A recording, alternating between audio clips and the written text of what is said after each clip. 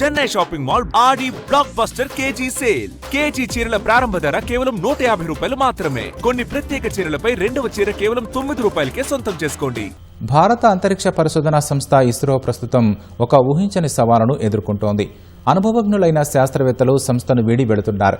కొన్ని నెలల్లోనే 100కు పైగా శాస్త్రవేత్తలు రాజీనామాలు చేయడం లేదా వాలంటరీ రిటైర్మెంట్ తీసుకోవడం ఇస్రోలో కలకలం రేపుతోంది. ఎందుకిలా జరుగుతోంది? దీని వెనుక ఉన్న కారణాలు ఏంటి? ఈ కథనంలో చూద్దాం. గత కొన్ని నెలల్లో ఇస్రోను 100 మందికి పైగా శాస్త్రవేత్తలు వీడారు. ఈ నేపథ్యంలో మానవ సహిత అంతరిక్ష యాత్ర గగన్యాన్ వంటి ప్రతిష్టాత్మక ప్రాజెక్టుల్లో పనిచేస్తున్న శాస్త్రవేత్తలు ఇస్రోను వీడకుండా డిపార్ట్మెంట్ ఆఫ్ స్పేస్ కఠిన నిబంధనలు అమలు చేస్తోంది. జులై 14న జారీ చేసిన మెమొరాండం ప్రకారం ఈ ఫ్లాగ్ షిప్ మిషన్లలోని శాస్త్రవేత్తల రాజీనామాలకు ఇకపై నేరుగా డిపార్ట్మెంట్ ఆఫ్ స్పేస్ క్లియరెన్స్ ఇవ్వాల్సి ఉంటుంది.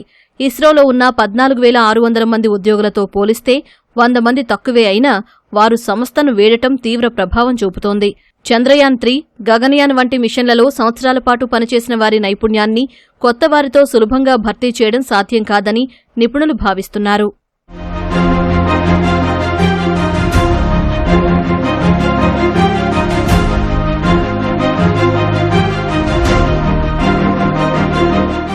పరిశ్రమ నిపుణుల ప్రకారం దేశంలో ప్రైవేట్ స్పేస్ సెక్టార్ భారీగా అభివృద్ధి చెందడమే ఇస్రోలో వలసలకు ప్రధాన కారణం.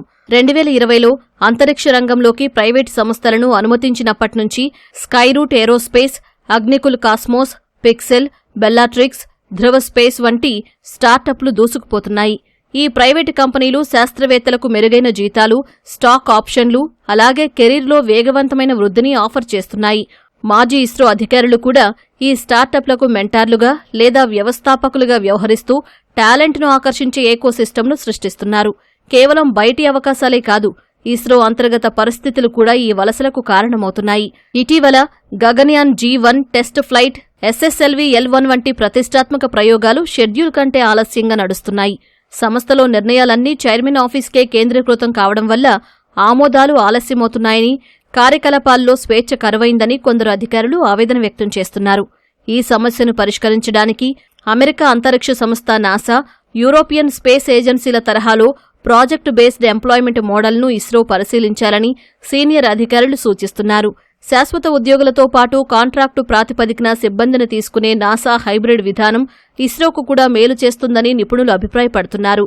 ఈ హైబ్రిడ్ మోడల్ వైపు వెళితే ప్రైవేట్ రంగం ఎదుగుతున్న కొద్దీ ISRO deep space exploration, human space flight, reusable rockets, nuclear propulsion వంటి అడ్వాన్స్డ్ రీసెర్చ్పై మరింత దృష్టి సారించే అవకాశం ఉంటుంది. దశాబ్దాలుగా ఏరోస్పేస్ ఇంజనీర్లకు ఏకైక గమ్యస్థానంగా ఉన్న ఇస్రోకు ఇప్పుడు ప్రైవేటు సంస్థలు సవాలు విసురుతున్నాయి. దేశంలోని అత్యుత్తమ మేధస్సును ఆకర్షించడంతో పాటు వారికి మెరుగైన అవకాశాలు కల్పించి సంస్థలోనే ఉంచుకోవడం ఇప్పుడు ఇస్రో ముందున్న అతిపెద్ద సవాలు.